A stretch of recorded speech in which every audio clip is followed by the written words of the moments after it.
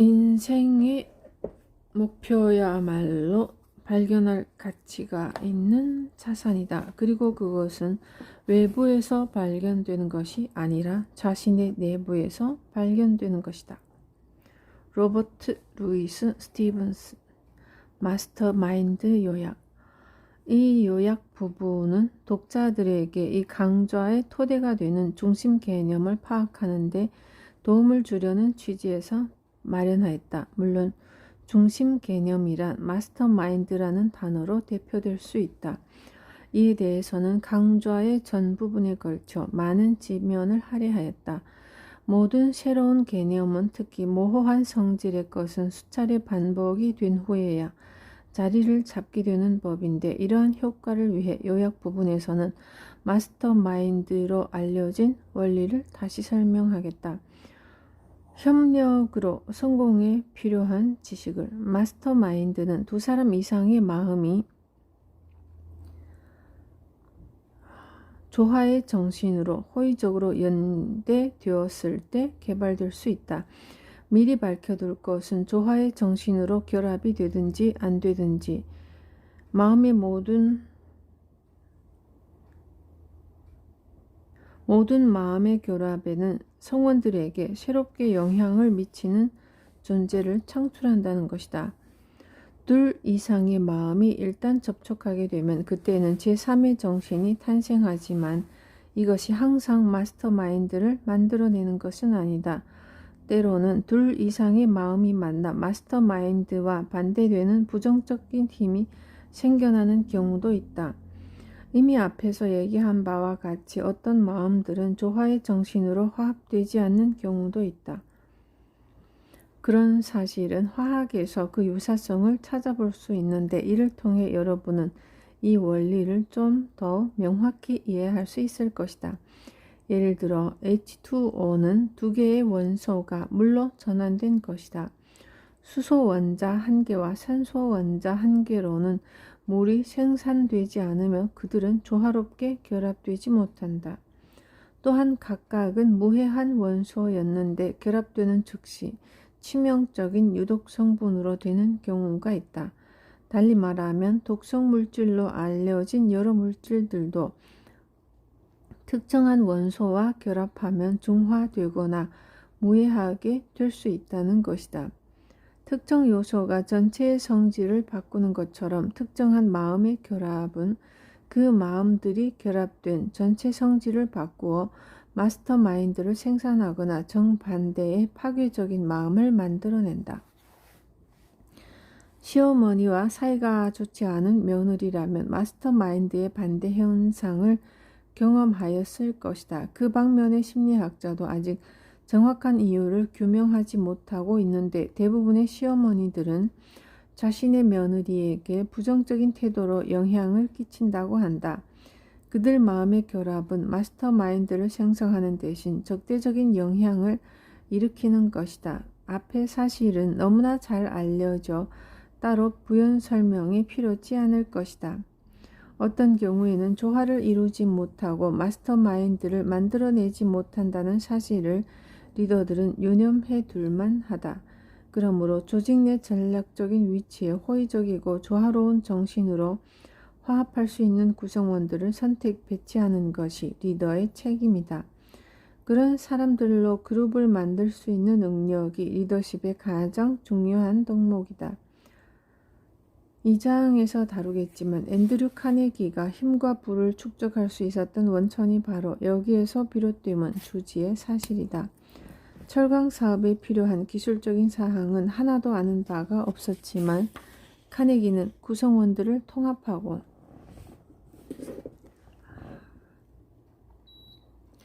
그룹으로 만들어 마스터마인드를 이루었으며 이로 인해 살아생전의 세계에서 가장 성공적인 철강 업체를 구축할 수 있었다. 포드의 성공 또한 카네기의 경우와 마찬가지로 동일한 원리의 성공적 적용에서 비롯되었다. 포드는 자신감으로 넘치는 사나이였지만 그의 산업의 성공적 개발을 위해 필요한 지식들은 자신에게서 구하지 않고 다른 사람의 협력을 통해 구하였다. 카네기처럼 그도 자신은 가지고 있지 않지만 그 지식을 가진 사람들을 곁에 두었다. 게다가 포드는 그룹 안에서 조화를 이룰 수 있고 또 실제로 그렇게 했던 사람들을 선택하였다. 마스터마인드의 원리가 가장 효과적으로 나타나는 사례는 남자와 여자의 마음의 결합에서 발견된다. 그 이유는 일반적으로 사람들은 동성보다는 이성 간 마음의 결합에 기꺼이 동참하기 때문이다. 또한 종종 성적 결합에 따른 촉진은 남녀 간 마스터마인드의 개발을 촉진하기도 한다. 남자는 여성이 영감을 불어넣거나 독려하게 되면 대상이 무엇이든 간에 그 대상에 좀 더 예민하고 주의를 늦추지 않게 된다. 이러한 기질은 사춘기부터 시작되어 평생 지속된다. 여자들이 보는 앞에서 경계하는 남학생들만 봐도 알 수 있다. 여자가 관중에서 빠진다면 풋볼은 시시한 게임이 되지만 자기가 좋아하는 그녀가 관중석에 있을 때 그는 거의 초인적인 노력을 펼칠 것이다. 그 소녀는 자신이 좋아하는 여성이 독려하고 자극한다면 경기 때와 마찬가지 열의로 돈을 버는 게임에 열중하게 될 것이다. 특히 그 여성이 마스터마인드의 법칙을 통해 그의 마음을 자극하는 방법을 잘 알고 있을 때에는 더욱 그러할 것이다. 반면 마스터마인드의 반대 형태를 적용하여 남자를 패배에 이르게 할 수도 있는 것이다. 고인이 된 엘버트 허버드의 경우를 보면 이를 잘 알 수 있다. 그는 첫 번째 부인과 불화하여 개선의 여지가 없자 여론의 질타를 무릅쓰고 이혼하였다. 후에 맞이한 여인은 그에게 많은 영감을 주었다. 사실 누구나 그와 같이 여론을 무시할 수 있는 용기가 있는 것은 아니지만 결국 어떤 행동이 모두를 위해서 현명하겠는가? 만일 당신이 위대한 일을 할 수 없더라도 작은 일을 위대하게 할 수 있음을 기억하라. 가장 중요한 것은 성공하는 것. 성공으로 이르는 길에는 목표를 달성하기 위해 반드시 제거해야 할 장애물들이 있다. 그 가운데 하나가 조화를 이루지 못하는 불운한 결합일 것이다. 그러한 경우에는 그 결합은 깨어져야만 할 것이고 그렇지 않으면 종국에는 패배에 이르게 되고 말 것이다. 인간의 6가지 두려움 그 가운데 하나가 비난에 대한 두려움을 정복한 사람은 적대적인 결합으로 성공에 지장을 초래하고 있다면 관습에 얽매이지 않고 과감한 조치를 취하는데 망설임이 없을 것이다. 경제적 결합이든 사회적 결합이든 불협화음 때문에 실패를 하거나 쓸모없이 되느니 비난에 직면하는 것이 100배, 1000배 나을 것이다. 솔직히 말해 나는 지금 조화로운 생활을 영위할 수 없는 경우에는 이혼이 정당하다고 주장하고 있지만 적대감의 원인이 제거되고 이혼 같은 극단적인 조치를 취하지 않고도 조화를 이루는 경우가 있기 때문에 반드시 이혼 외에는 다른 방법이 없다고 강변하는 것은 아니다. 개인의 두뇌에 있는 화학적 특성에 따라 어떤 마음은 조화의 정신으로 섞이지 못하고 그렇게 강요될 수 없는 것이 사실이지만 조화가 부족한 책임을 상대방에게만 전가해서는 안 될 것이다. 문제는 오히려 당신에게 있을 수도 있다는 점을 기억하길 바란다. 특정한 개인이나 집단과 조화를 이루지 못했던 마음도 어떤 다른 종류의 마음과는 완벽한 조화를 이룰 수도 있다는 것 또한 유념하길 바란다. 이런 진리를 파악할 수 있다면 직원을 채용하는 데도 획기적인 변화를 가져올 수 있을 것이다. 채용된 부서에 맞지 않는다고 그를 해고하는 것은 더 이상 합리적이지 않다. 판단력 있는 리더라면 이 직원이 자신의 능력을 발휘할 수 있을 만한 부서로 배치할 것이다. 이 책을 읽는 여러분은 다음 장으로 넘어가기 전에 마스터마인드에 대한 이해를 하고 넘어가길 바란다. 그 이유는 이 책의 모든 과정이 이 법칙과 긴밀하게 연결되어 있기 때문이다. 만약 여러분이 이해를 잘 못할 것 같으면 누구라도 좋으니 상당한 부를 축적한 사람들의 기록을 분석해보라.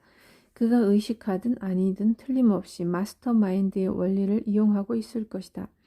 당부해 둘 것은 마스터마인드의 법칙에 대해 숙고하고 사유하느라 너무 많은 시간을 쏟아부어서는 안 된다는 것이다. 어떤 원리도 이해가 된 후에는 적용할 줄 알아야 새로운 기회의 세계가 열리기 때문이다. 지금 읽고 있는 1장은 사실 성공의 법칙이 독립된 장으로 의도된 것은 아니었지만 세일즈의 달인이 되고자 하는 사람에게는 충분한 자료를 제시해 줄 것이다. 어떤 세일즈 조직이든 상호 호의적인 협력의 정신으로 연대하고 앞서 기술한 방식에 따라 이 법칙을 적용할 직원들을 선택하여 모은다면 마스터마인드의 법칙을 효율적으로 이용할 수 있을 것이다.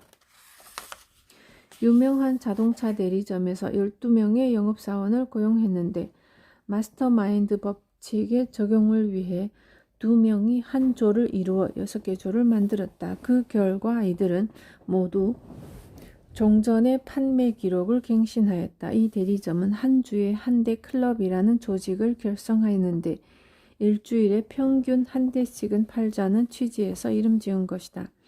그런데 모두에게 놀랄만한 결과가 일어났다. 클럽의 조직원들은 자동차 구매 의향 고객 명단을 작성하였다.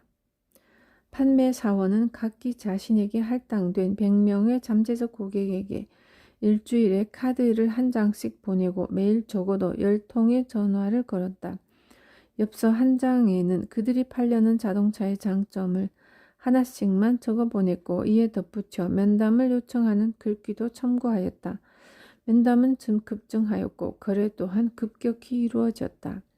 이 방안으로 대리점 전체가 활기를 띠기 시작했고 성과는 매주 판매 사원의 판매 기록으로 드러났다.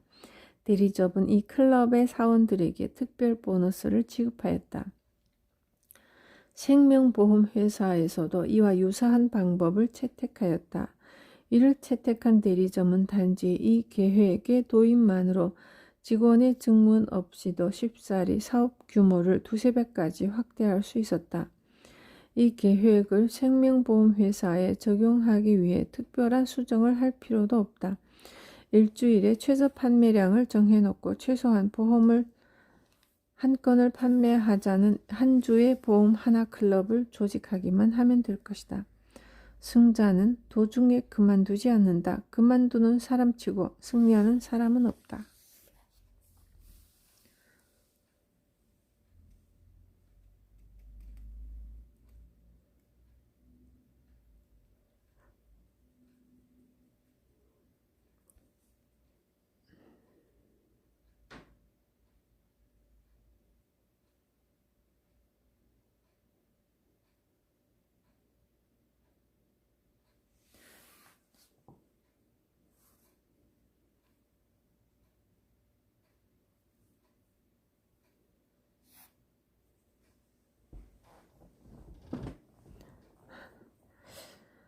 실제로 효과가 있는가는 중요하다. 2장을 끝내고 2장의 원칙인 명확한 중점 목표를 활용하는 법을 터득한 사람이라면 여기에서 설명된 계획을 더 효과적으로 활용할 수 있을 것이다.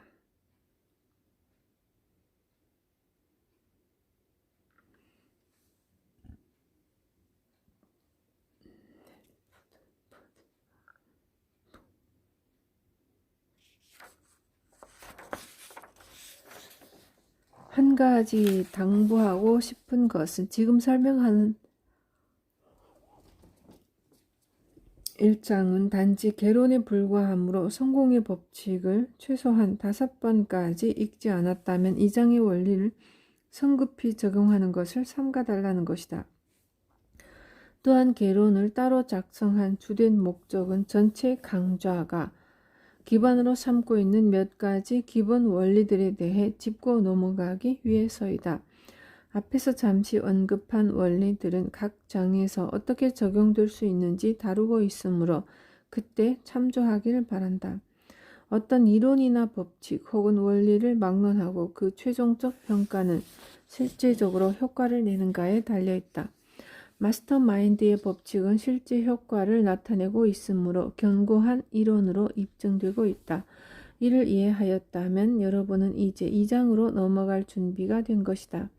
2장에서 여러분은 1장에서 밝힌 원리들의 적용을 더 깊이 살펴볼 수 있을 것이다. 앞의 표에서 분석한 10명은 세계적으로 널리 알려진 인물이다. 그중 8명은 성공한 인물로 인식되는 반면 2명은 실패자로 간주되고 있다. 그 2명은 제시 제임스와 나폴레옹 보나파르트이다. 그들은 비교를 위해 실렸다. 2명이 0점을 받은 항목을 보게 되면 그들이 실패한 원인을 알게 될 것이다.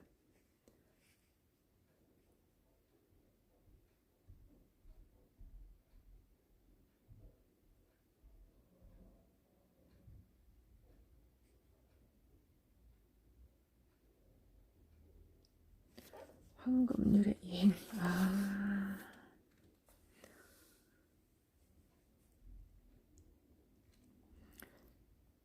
15가지 법칙 가운데 한 법칙일지라도 0점이 있으면 아무리 다른 법칙에서 높은 점수를 획득하였다 해도 바로 실패를 의미한다.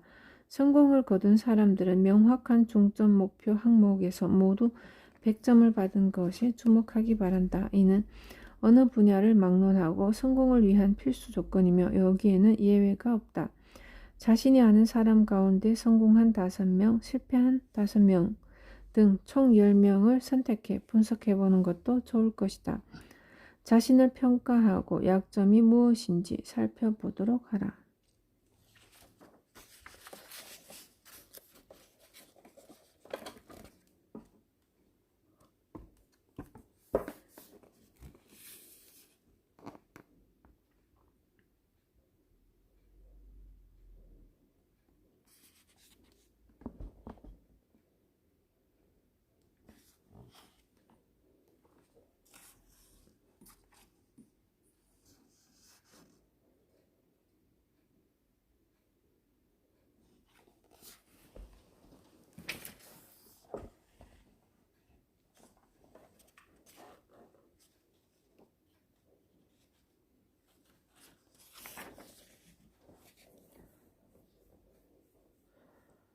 강좌를 진행한 후 저자와의 대화.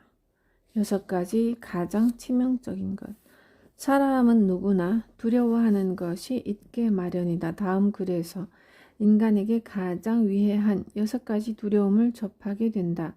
인생에서 위협을 이루려 한다면 이것들은 극복되어야 할 것이다. 여러분은 이 6가지 두려움 가운데 어떤 것으로부터 괴롭힘을 당하고 있는지 판단해보라. 그보다 더 중요한 것은 어떻게 이를 극복할 것인지를 아는 일이다. 이 글은 여러분에게 가장 치명적인 적으로부터 벗어나기를 바라는 마음에서 마련되었다. 보이지 않는 곳에 자리 잡고 있는 6가지 두려움을 살펴보는 기회가 되기를 바란다. 사람은 눈에 보이지 않는 두려움을 1-2가지 정도는 가지고 있다. 적을 토벌하는 제1단계는 이들이 어디서 어떻게 침투하였는지를 밝혀내는 것이다. 이들은 2가지 경로를 통해 여러분에게 침투하였다. 하나는 신체적인 유전에서 찾아볼 수 있다. 이는 다윈이 잘 밝혀냈다. 다음으로는 사회적 유전을 들 수 있으며 이는 과거로부터 한 세대에서 다음 세대로 전해져 내려온 것으로서 두려움과 미신 그리고 각종 사상이 이에 해당한다. 먼저 물리적, 신체적 요인이 6가지 두려움의 발생에 어떻게 작용하는가에 대해 살펴보도록 하자. 자연의 세계는 냉정하다. 단세포에서 고등동물에 이르기까지 자연에는 강자가 약자를 포식하는 적자 생존의 법칙이 적용된다.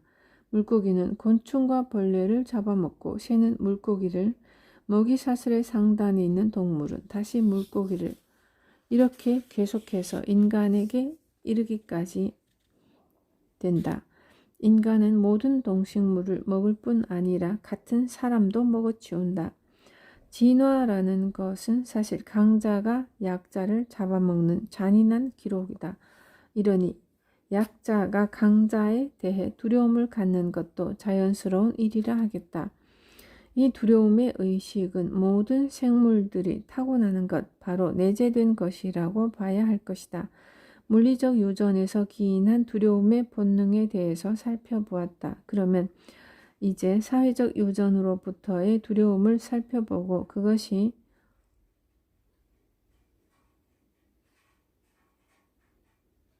어떻게 우리 내부에 침투했는지 밝혀보자.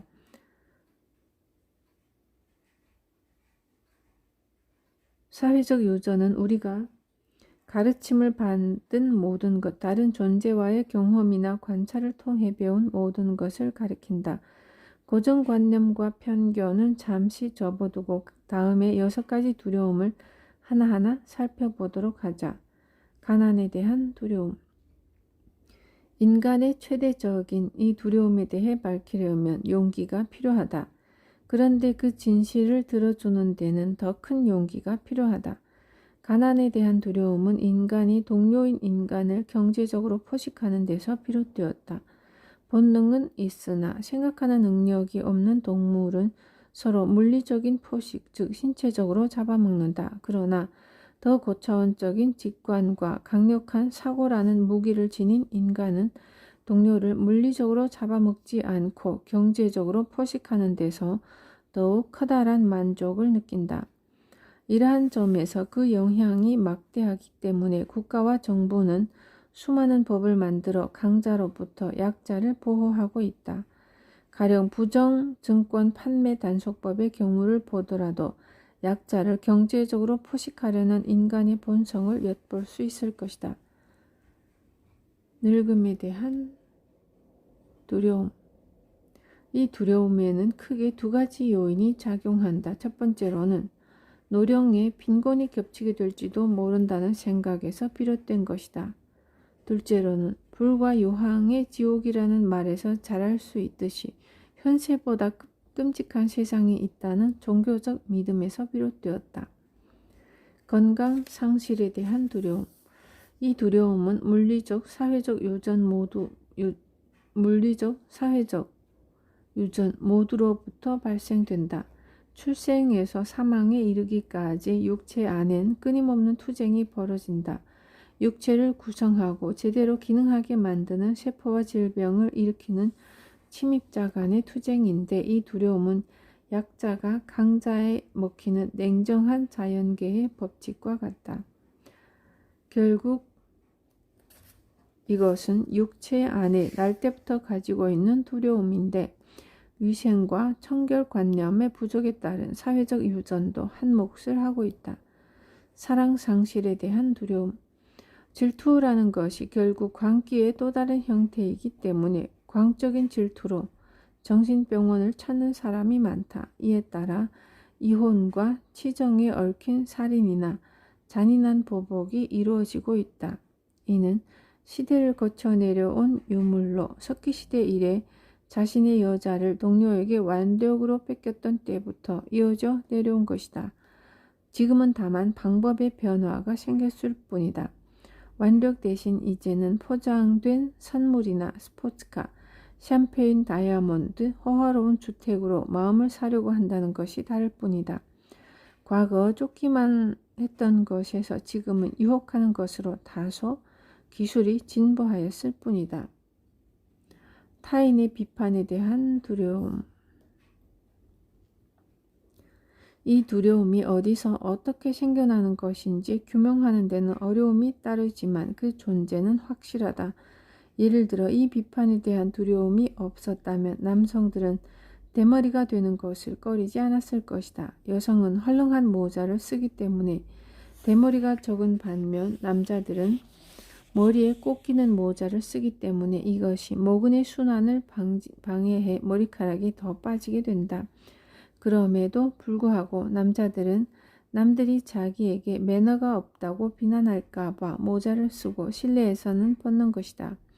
의상업계에서는 이러한 두려움을 상업적으로 이용한다. 시즌마다 유행이 바뀌는 것은 의류업계 종사자들이 새로운 유행을 만든 결과이다. 이는 사람들이 다른 사람이 입고 있는 옷보다 철이 뒤떨어진 유행의 옷을 입을 만한 용기가 없다는 것을 잘 알고 있기 때문이다.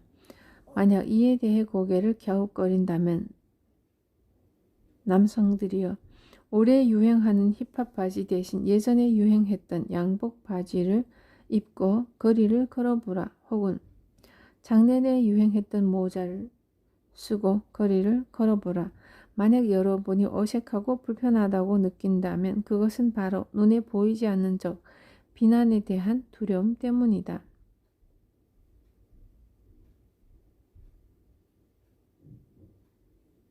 죽음에 대한 두려움. 마지막으로 거론할 두려움은 인간들이 가장 두려워하는 것이다. 수천 년 동안 인간은 계속해서 해답 없는 질문을 던져왔다. 그것은 도대체 나는 어디에서부터 어디로 가는가이다. 문명이 아무리 발달해도 이 영원한 난제 앞에 내놓은 대답에는 별다른 변화가 없다. 교활한 인간 종족도 나는 어디서 왔고 죽고 나면 어디로 가게 되는가에 대한 답은 못 내놓는 것이다. 지도자들은 나에게 오라 그리하면 사후에 천국에 가게 될 것이다 라고 말한다. 이어서 천국은 거리가 온통 금과 값비싼 돌로 장식된 아름다운 곳으로 묘사되었다. 이윽고 나를 통하지 않으면 이는 곧 지옥행을 의미하나니 라고 하면서 지옥은 불길의 아궁이로 유황불의 영원히 고통을 당하는 모습으로 묘사된다. 인간이 죽음을 두려워하는 것도 무리는 아니다. 이쯤에서 여러분은 이 6가지 괴물 중에 당신을 가장 괴롭히는 것이 어떤 것인지 가려내보라. 적의 정체를 알게 되었다면 이미 그를 반은 무찌른 셈이다. 학습과 교육을 통해 인간은 6가지 적을 발견할 수 있었다. 이에 대항할 가장 효과적인 무기는 조직화된 지식이다. 무지와 두려움은 다른 이름을 가진 쌍둥이와 같다. 따라서 그들은 함께 붙어 다니는 것이 보통이다. 만일 무지와 미신이 사라진다면 6가지 기본적인 두려움은 인간의 본성으로부터 사라질 것이다. 도서관에 가면 인류의 6가지 적에 대한 처방전이 있다. 다음은 이에 대한 추천서이다. 벤자민 키드가 쓴 힘의 과학을 읽어보기를 권한다. 그러하면 여러분은 6가지 두려움을 무찌를 수 있을 것이다. 다음으로 에머슨의 보상에 대한 평론을 찾아보길 바란다. 그 후에는 자기 암시에 관한 양서를 골라